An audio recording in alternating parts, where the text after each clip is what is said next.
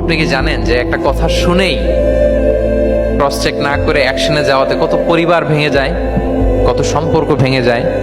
আমাদের মধ্যে এই প্রবণতা আছে। আপনার ছেলের ব্যাপারে একজন একটা কথা বললো, এসে ছেলের মারপিট, জিজ্ঞেস করেন না এটা। আপনার মেয়ের ব্যাপারে একজন এসে একটা বাজে কথা বলছে, এসেই আপনি মেয়ের সাথে খারাপ আচরণ।